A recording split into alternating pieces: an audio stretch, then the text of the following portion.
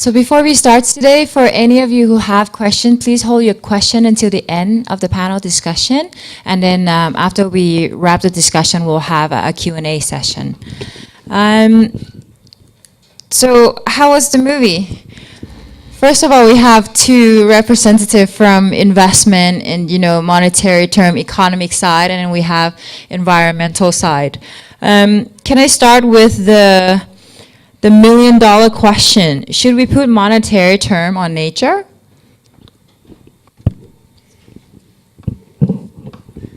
I'd like to answer your first question. How was the movie? It's a very complex issue. That's what I take from that movie. It was very hard, and the movie did a good job, I think, at kind of leading you down one solution and then showing the negative side of that solution. And that is always frustrating, because I think we like to think that we want to see something that gives us a solution. And we would, in most cases, prefer that is the solution that we believe in. So I would just say that it was a very challenging movie for me. And unlike the other panelists, I haven't thought to the level on this topic that's in the movie, as well as that you've thought about this. And that makes it an even more challenging thing. So I have a lot of notes about it, but I think my first comment is just about it's an excellent movie to stimulate that discussion and that thinking. So I think I'll stop at that point, and then we can come back to the financialization. I think movie reflecting some of the I think the challenge that we actually are about facing at today environment. I think because of the movie has been produced about 2 or 3 years ago, so I guess some of the debate in the movie, and also some of the discussion in the movie, pro and con, between putting price track on environment, on ecosystem, or on nature, has been moving rapidly into something that I think today we for example, the word sustainability has come to a play for every stakeholder, including industry, including people, society, every all walk of life into societies. So until today, we have sustainable development goals, which is again buzzword for many commentator, how we actually measure the goal, how we achieve that goal, which is very complex. I think the movie also, if you can see, the movie has been documenting the conflict, the environmental movement on one side, and also the how to say, the capitalism on the other side, until the end. So it's still from my experience working on the issue that we are campaigning on from Greenpeace. I think reaching the point where we actually taking the end point of the movie, from pro and con about banking nature, into more robust and more comprehensive and more positive and more proactive discussion about how we move forward. Because of today, we are reaching some of the indicator that we see today from environmental perspective has been reaching the tipping point. uh, there is no how to say no coming back, no return. So we are facing a common how to say fate together, either where we from, where we live. So I think it's more about how we cooperate, how we collaborate, to be able for us to, I think, move forward in the direction. At the same time, I think there's still the discussion around. Um, I think it's very complex movie what I can see, because I have a mixed feeling about it. And okay, I think maybe let discuss that. Let open the discussion about it. Yeah, Of let's course. stop. Yeah. Then let's start to our second question that I already asked. I mean, from your experience and your knowledge from investment side, do you think putting monetary term or price on nature is actually a good idea?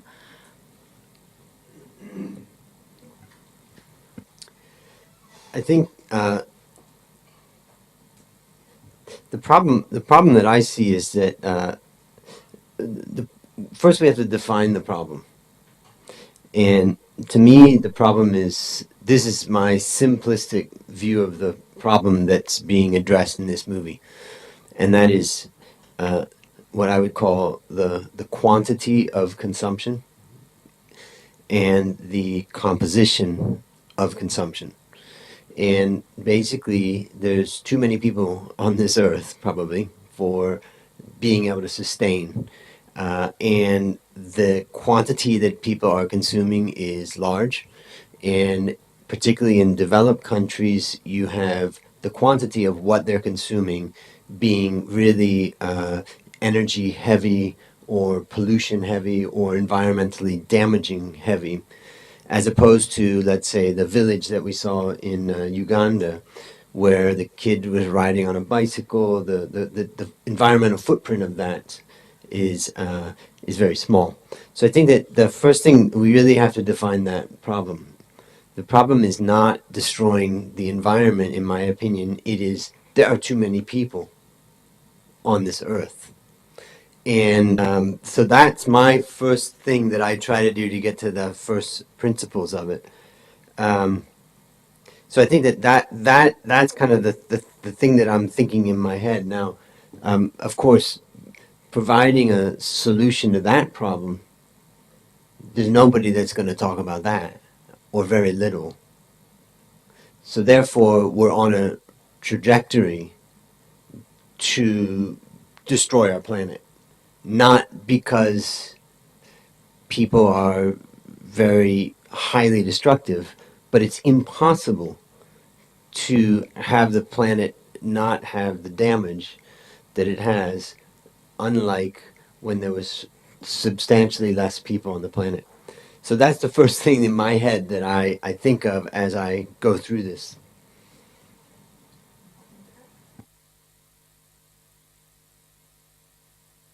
I think that that should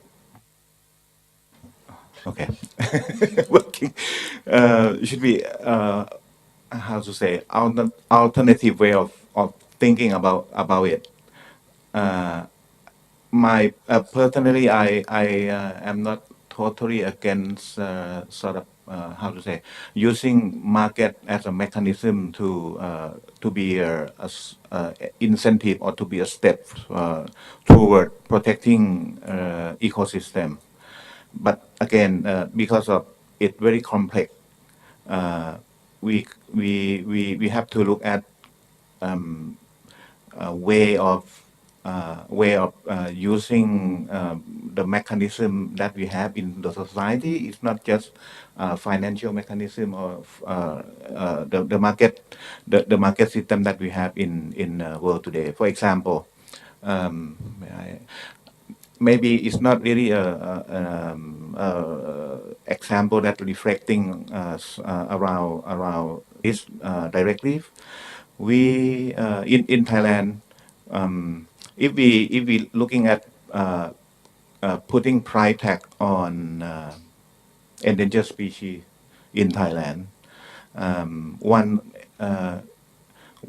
example that I would like to share, maybe short one, is that we have crane, the indigenous species crane, the bird that has been extinct in Thailand for many years. I think since World War II, in many parts of Thailand, especially around the wetland ecosystem. Zoological organization of Thailand actually they raise the crane in the zoos, and then they plan to release it into nature.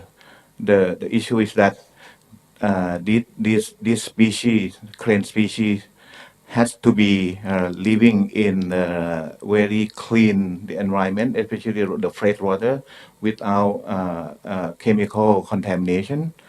And then in the province of eastern part, northeastern part of Thailand, I think Surin province, there is one community, big one.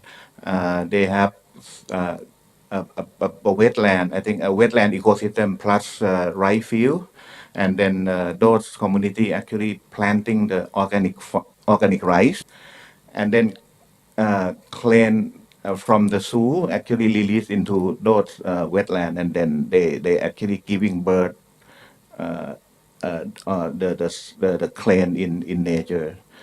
I'm talking about there should be some sort of thinking about how we protect nature by not having one solution which is based on market mechanism, and there are, I think there are many ways of doing that by community participation, by inspiring people to think how to do that. Yes, something along that line.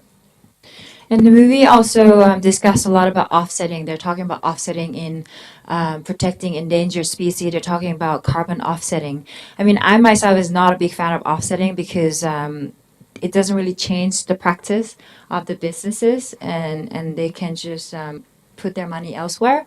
But I would like to ask your opinion coming from the private sector and environmental sector. What do you think about offsetting? Is it a solution or it's on its way out?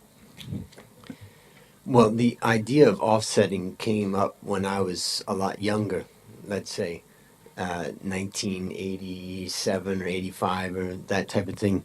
And so I didn't have a sophisticated mind, and I thought it didn't make sense to me at all. Like you would allow someone to pollute and actually allow them to feel good about it by offsetting. So that never really made sense to me.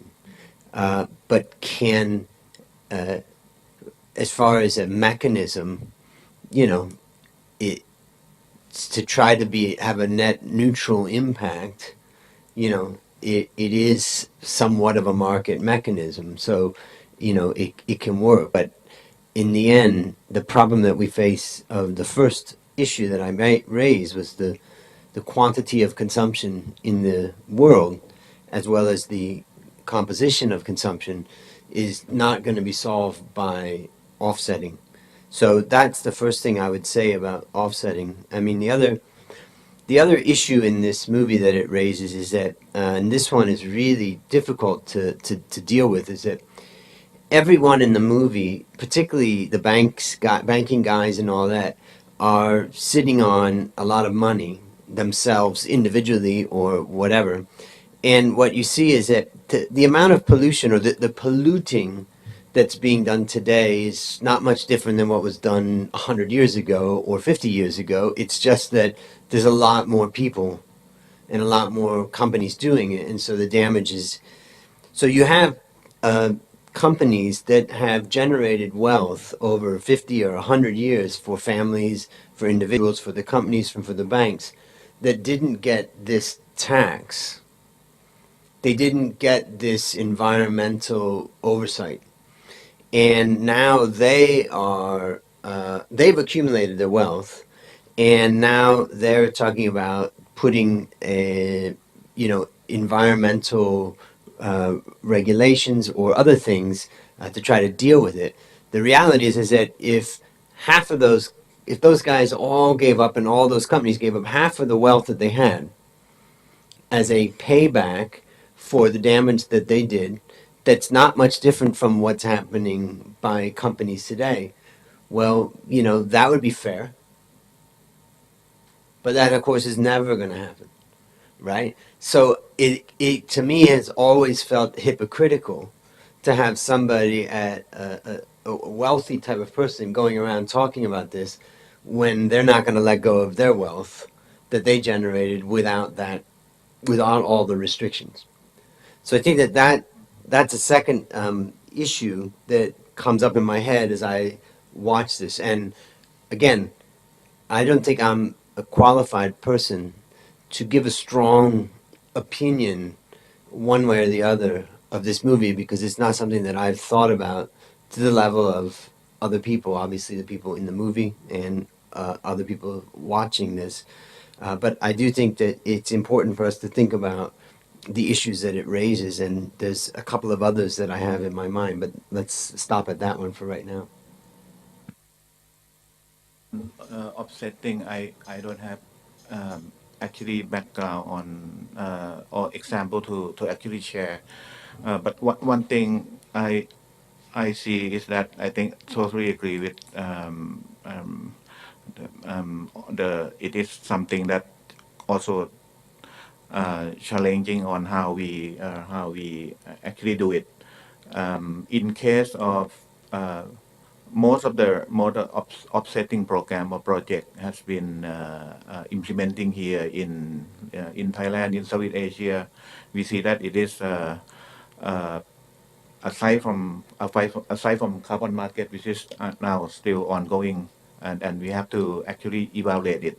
But on the other side, most of it is the question on how it is a real solution because of, for example, if I fly from Bangkok to Jakarta, I get a ticket from Thai Airways and then say, okay, we have offsetting project and you can actually do something about it. And I think uh, it take maybe several years planting a lot of theory to actually offsetting carbon between flight from Bangkok to Jakarta. So I think it's quite challenging on how we do it. At the same time, because of it's difficult to actually implement and then making a real impact. Uh, at the end, most of the people or organization that doing offsetting actually they do it for promotion, raising their profile of company or group or organization, or doing it for social responsibilities program, and at the end, it is not really having a real impact on the ground or solving the problem that we have on the ground. Yeah. And offsetting aside, I mean, is it possible to instead of offsetting is kind of like paying a fine.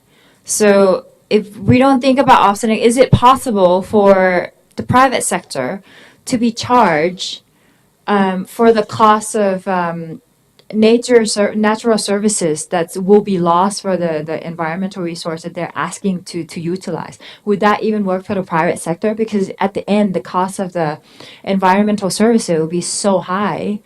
Is that even possible in the business model? So up to this point, I've talked about two major things, which is the quantity of consumption and the composition of consumption. The second thing is this the wealth over generation and how it's unfairly taxed in this way. And now I think that this kind of comes into the third topic, which is I believe that government is abdicating its job. And what's happening is that when we talk about trading in species, I don't actually believe that that's trading in species, it's trading in scarcity. So if something is scarce, then it would tend to have value if there's demand for it. So if a government makes a regulation to say, you can only have a footprint in this amount of this area, and you can only do so much. The right to do some of that is very scarce, and I think that that, in a sense, is what's being traded from what my thinking of it. Because what's happening is, for instance, and it happens with offsets, that in this area it's not allowed, but in this area it is, and it's that scarcity that's it's not being allowed in that area that's creating the market that's being traded. So that comes back to government's role, and I think that I am not a proponent of big government, but I do believe that government is a social contract where we make a decision to pay taxes and set up an overarching organization that would do common things that we would never do individually. And so that social compact has to do with protecting the environment and things like that. And I think that what's happened is that government has abdicated its job. And in many cases, rather than making the tough decision to say, we are not going to allow this in this area, they've given that to the markets. And that's a dangerous, first of all, the government not taking as much responsibility for the environment is a problem. And as we saw some the lady at the end that was obviously from India. And if we look at the what's happened, the abdication of the government's responsibility to the general people there, with the degradation of the environment, I would say that that's really what it's coming down to. And if we can't get the government to do the right things for our health and safety and environment, then there's this other solution, which is to privatize that and do that. And then it's almost like you're giving the permission to the government that you don't have to worry about this anymore. It's transferred to the private sector. And I think that that is very dangerous, because once you go out, and already we can see the control of large businesses with the government, and through this type of thing, they would just have more control. So I think that really, if I say that the problem is about the consumption, the second problem is that we need to hold our governments more accountable, or we give up. And I feel like some of what I saw in this private sector action was just giving up and saying, well, this is the best solution that we can come up with right now. But perhaps this best solution that they come up right now, and we allow it to be, is because there's not enough pressure for them to do better, right? So what about from the environmental side? Do you think, are you for government raising the price of nature? To internalize externalities, some sector actually doing pretty well. For example, in let's say in energy sector, I I, I think when we talking about larger and wider operation of uh, uh, commercial sector or in industrial sector that has a extended supply chain across the border. For example, one company here sourcing palm oil from Indonesia, and then sourcing corn from Mekong, lower Mekong countries, and taking fish and fishery product from around the world, and then processing here and then export to the world market. I think it internalize externality, looking at different sphere of the supply chain, a global supply chain, or only one company is, I think it's challenging, it's daunting task, and it had to be. I don't know, because of we are working on this campaign on how to address the global supply chain, and then internalize externalities impact on the environment, and also other social aspect as well. And we found out that even they are so-called how to say the keystone actor on this ecosystem, they actually cannot act alone because of they have extended supply chain connected with other part of the industry. So yeah, it still Yeah. work in progress from this end. Yeah. So you think it's a solution, but it's quite a hard. It's hard to get there. Yeah. Okay. And now it's so we often say that sustainable development. There's always debated like sustainability and development doesn't go together because it goes in opposite side, and it's pretty much same thing with using natural resource and economic growth. Is there a way? I mean, you think that overpopulating the earth is the problem, but that's kind of a very difficult things to solve, and we don't have a way quick enough to solve this number of population problem. But in your opinion, do you think what is the best way to conserve nature, but at the same time doesn't stunt the growth of the economic? Well, I do come back to this, that the problem is the consumption and the number of people. And the reason why I come back to that is because one of the key things about solving a problem is really understanding the root cause. What we're doing is coming up with solutions to try to deal with that root cause. But as you say, it's a very tough. I'm 51, I haven't had any kids yet, so I've done mine contribution by not having additional people on this earth, but that's a lot to ask, right? But the thing that I would say is that it really comes down to, in my perspective, is that it really comes down to government regulation to a certain extent.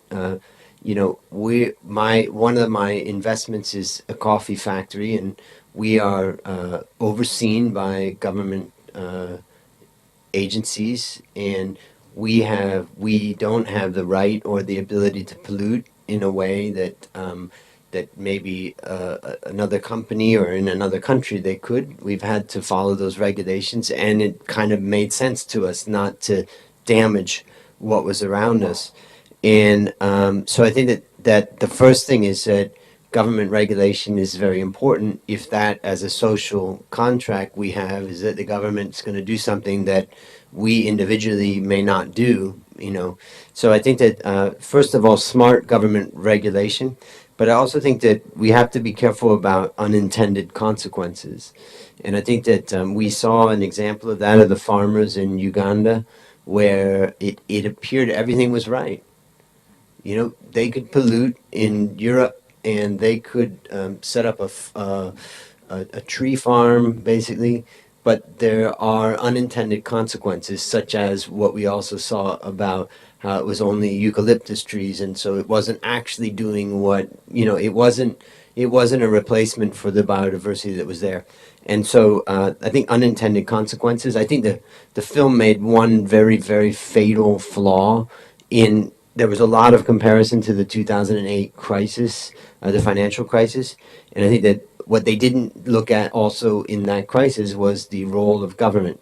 And I would highlight three things that the U.S. government did at that time. First was that they basically guaranteed, and they used Freddie Mae and Fannie Mae and Freddie Mac to encourage the banks to lend and then to pass on their loans, and that was government supported, and it was a program that came from the 1950s after World War II to get everybody into a house, but it went out of control.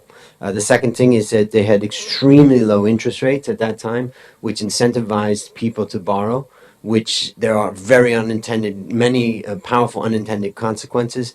And then also there was regulations that were trying to give access to housing to low-income people that ended up putting low-income people into housing that they probably shouldn't have gotten into.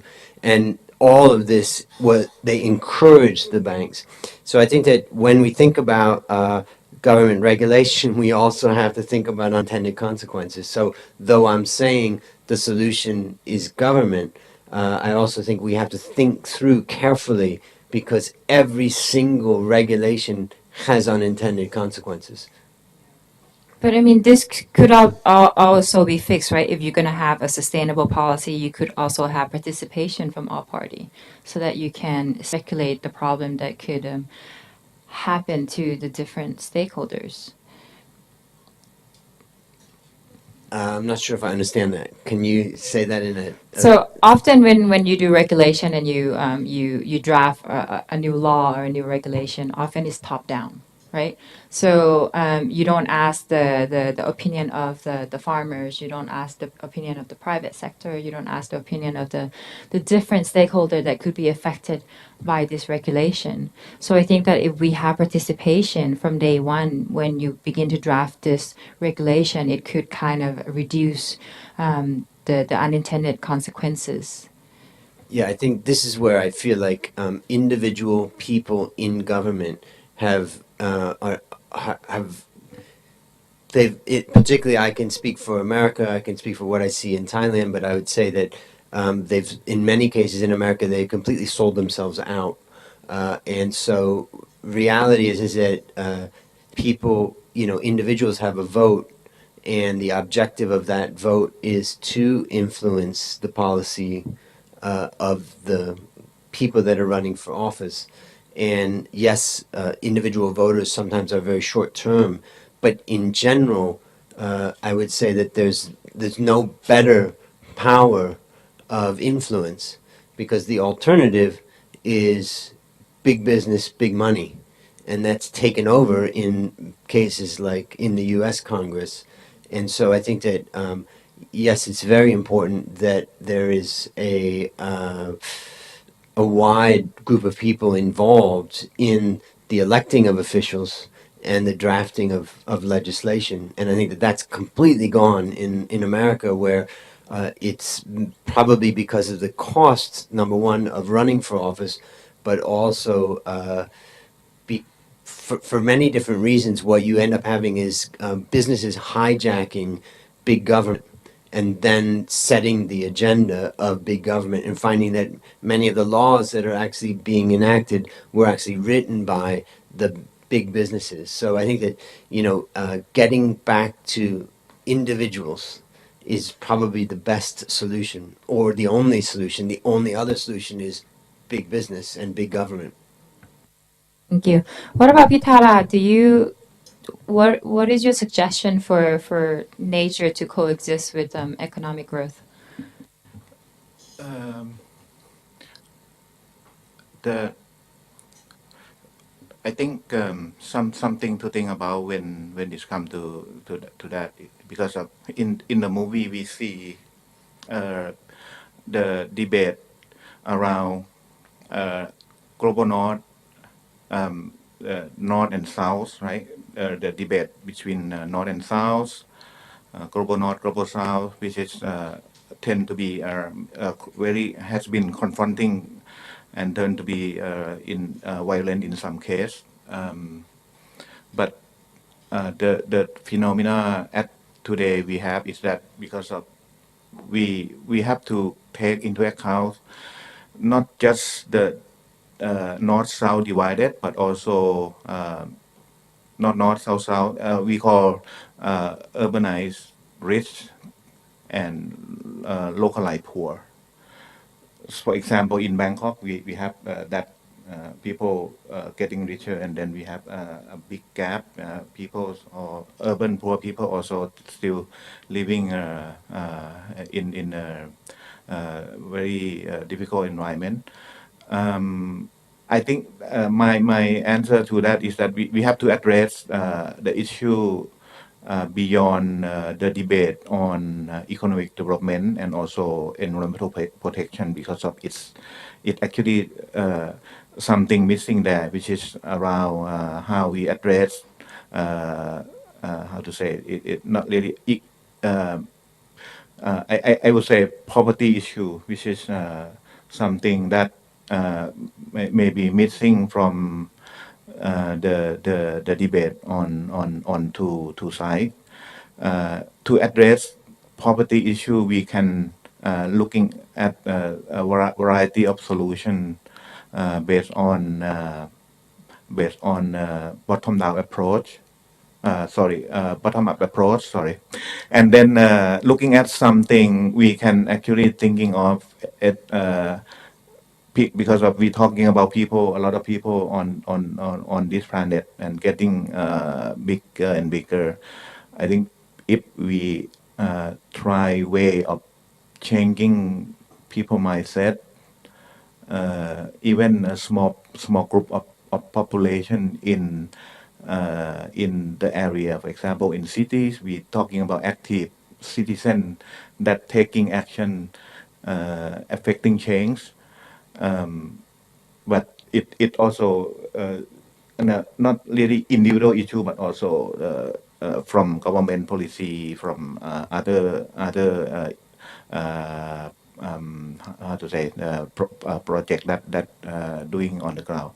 Uh, Last, I think, for example, we talking about, for example, reducing plastic use in Thailand.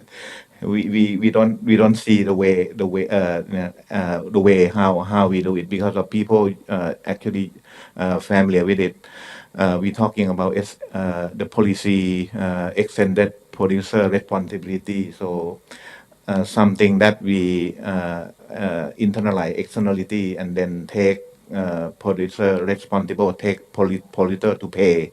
But at the end, component has to be taking into account. So I'm thinking only way to move forward on this is how we looking at changing mindset of the people, maybe a little bit by bit, group by group, something around that. And now, can we have questions from the audience, please? In the microphone, please. Thank you. Can you turn on the microphone? Thank you. There's a. Okay.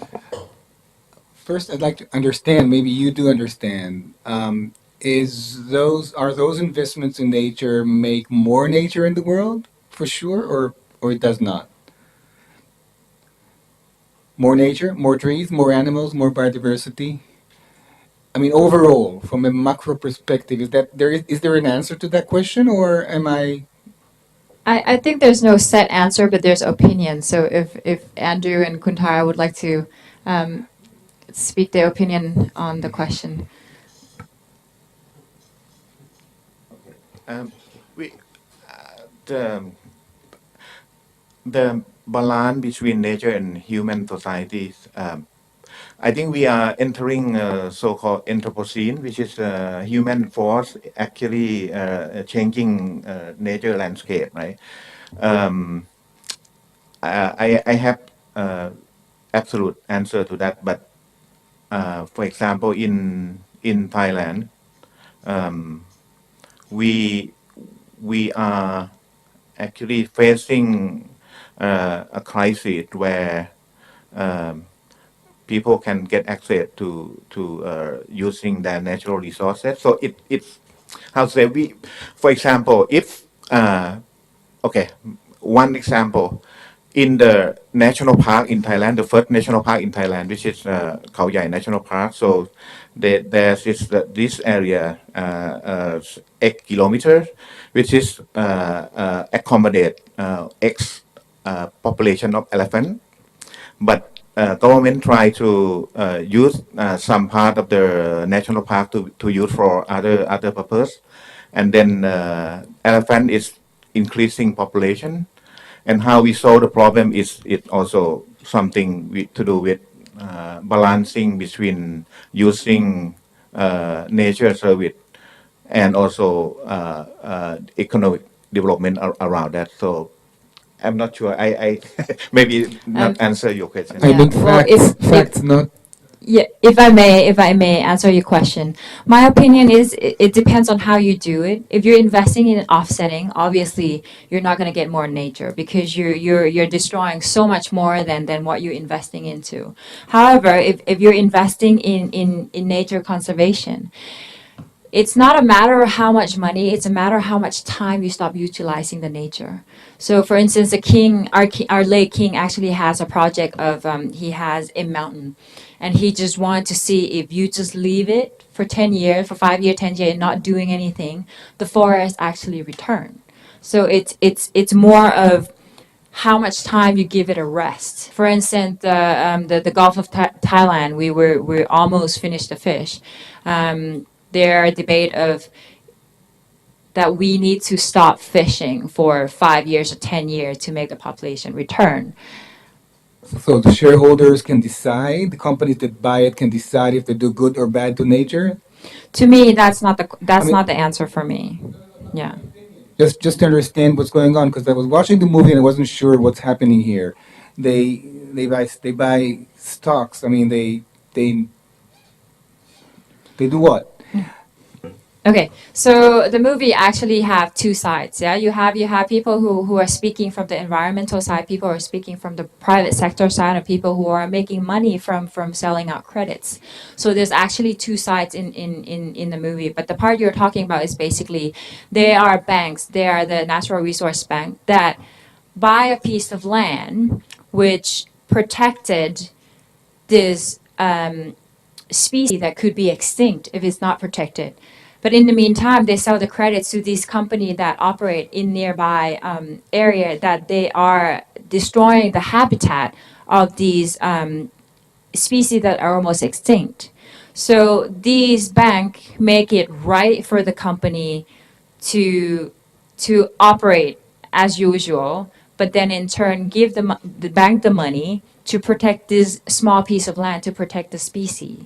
So that is one part of the movie. However, there's another part of the movie, which from the environmental and NGO side, are actually saying that I don't believe that the power should be in the private sector to decide which should be protected and which should not be protected. So you kind of have to see from both sides. So I'm not sure which of your question is directed at, because there's two sides debating in the movie. Yeah. And sorry that I don't understand. Maybe I'm disturbing other people that they want to It's ask okay. questions. But I mean, the company that controls the area and the environment, the forest, the river, Mhm. they can do whatever they want. Do they do anything with it, or they just speculate? They buy the piece of land and they protect it. So instead of waiting for the government to declare this a reserve park, they buy it. So it's pretty much a private owned reserve area. But if they don't do bad for the environment, they can do nothing or good. Is that right?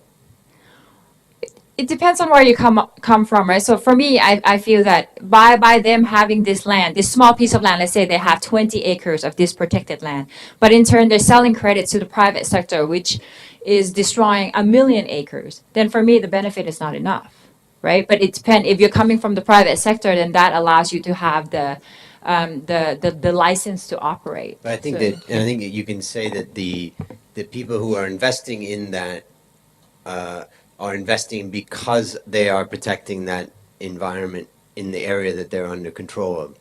So I don't think that they can do bad on that, or else they would be going against the contract that they have with the companies that are investing in that asset.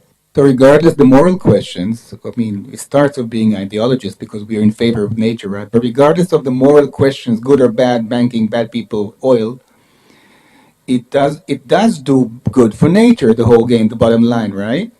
More. Well, if it's an the problem is that it's to some extent it's an offset. So if you're buying, basically it's an offset because of location scarcity, from what I can see, and that is that in that location, they're not able to damage the environment for whatever reason. That could be a governmental reason, or that species is at extinction. That's good. The orangutans are saved. Sorry. Yeah. So then, but then by buying the shares in that, they're now going to go and destroy that in another place where there's not the scarcity that there is there. And so I think it's hard to say that it's a net addition to nature. Right, but over there in investments in the environment, it's not bad, it's good. So the more they invest, regardless again what they are on the other hand, the more they invest, the more they protect the nature. So they're doing good. Well, The bad people are doing good, the right? argument to that would be, well, actually, we would prefer that you don't damage, that you figure out a way to do the business without damaging the environment as much. And therefore, as opposed to that, the problem with offsetting is it allows net damage to happen. And what you ideally want is you want a company to try to be thinking about how they could cause less damage to the environment. This doesn't do that. This says, okay, we bought a ticket, right? And that ticket basically allows us to do damage in another place. Yeah. And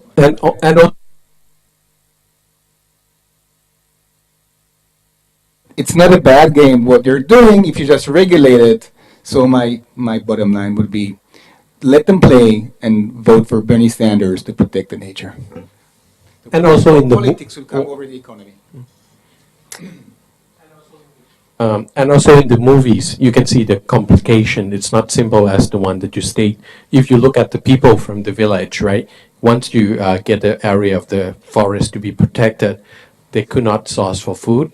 They could not go to the forest and pick up things. So it's not quite that easy to say that, oh, orangutan safe, but then kill the humans. No, I find that argument is a bit not right. Not much of a question, just a comment.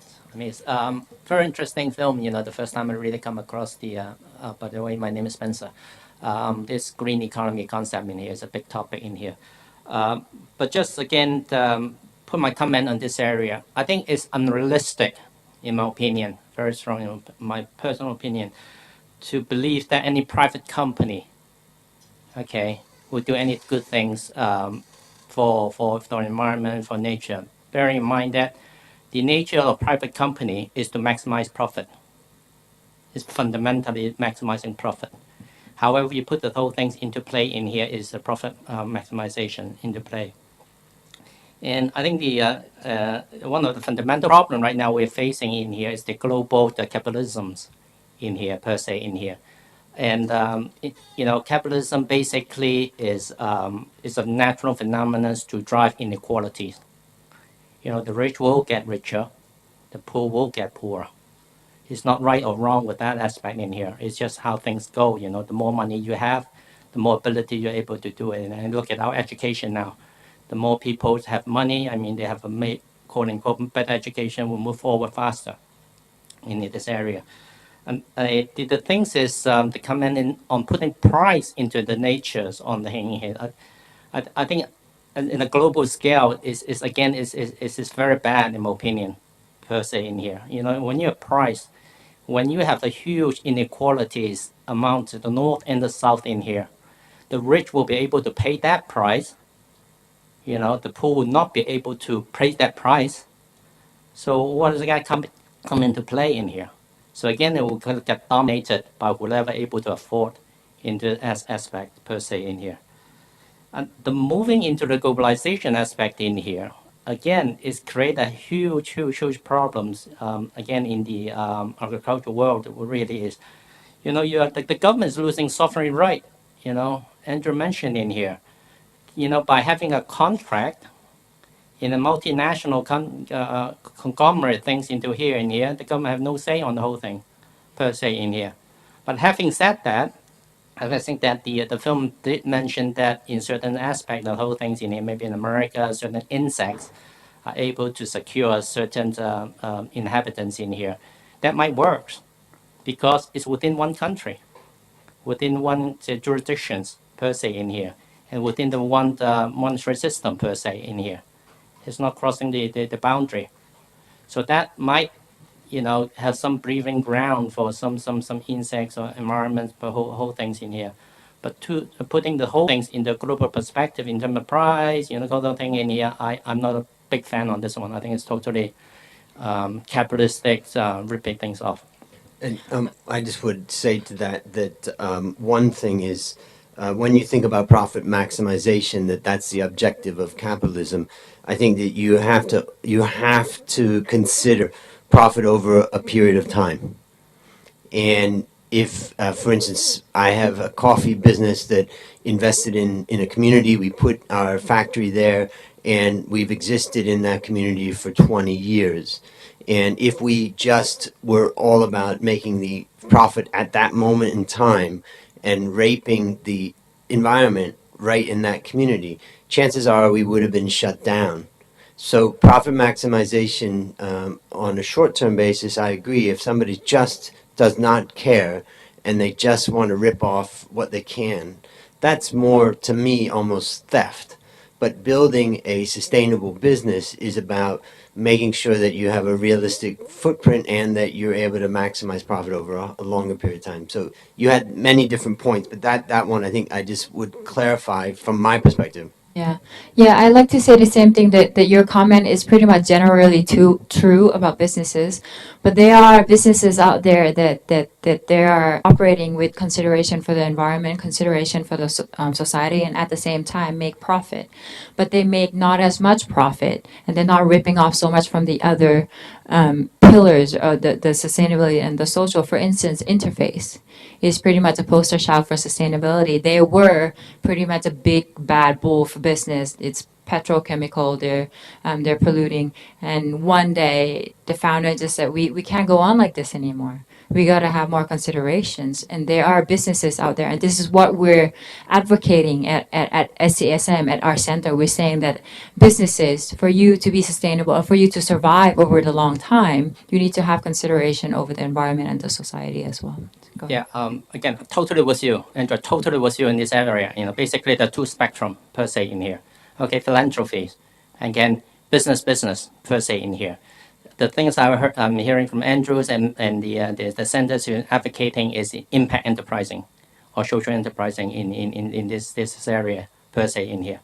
You know, there's two spectrums, the whole thing's in. It would be wonderful if we have more and more kind of like impact investments or enterprising in the middle side in here who not only look into the profitizations on the whole things in here, but the social aspect, environment aspects, you know, all these aspects in here, per se in here. But looking at the big old company, you know, the big one, you know, oil company on the whole things in here, I think it's very difficult culturally within this kind of environment in here to expect them, bear in mind that all the Wall Street, everything, and putting really heavy scrutiny and pressures on them to get short-term profit, quarterly profit, to have this kind of social conscious per se. Okay. Totally with you. Yeah. So I think that it is definitely true that most of the business are still operating to maximize profit, but we're having more and more businesses. It's not impact investment per se. They are business that are doing it sustainably. So they are just business, but they're doing it with the consideration of other stakeholders. And we have more and more of these companies. So I'm not going to lose hope. And this is what we're doing. I'm going to have great hope that one day we're all going to be sustainable. So let's hope for that. Before we wrapped up today, it's very much my honor. I mean, I have my old boss here. I have my teacher here. So, Ajahn Ramon, do you have any comment about the movie? If you may share your opinion. I think it will be a great case studies for Sasin students because they're business oriented. And I think we also didn't talk about big chunk in this is that you talk about consumption, but we are all consumers. We all, you know, the customers of these big corporation. So I think if we talk about social value, social status, because in the movie they also show all these big corporation staff having lavish reception at big hotels. So I think this counts into discussion about environmental concern. Thank you. That's a great point. I made a note that blaming the big company is only half of the problem. And many of the solutions, if someone decides you should walk to work, take the SkyTrain in Thailand, let's say, or the consumption of what the imported wine that costs a lot of money to just bring it here, or going on a plane to a conference, just that, those types of things. So it's easy, as we say, when you point a finger at someone, you have three more fingers pointing back at you. Ultimately, it's individuals that make choices. Well, thank you very much, everybody. I think we're running over time now. I mean, I think we all agree that the movie is very, the issue is very complex, but there are a few problems, such as the one mindset and overpopulating the earth. But we all agree that there are a few solutions that we can do, such as the government can have more role in protecting the environment, but at the same time also beware of the unintended consequences that might come up, and also like Greenpeace here trying to advocate and giving awareness and change people's mindset in terms of preserving and conserving the environment. So today I like to give a token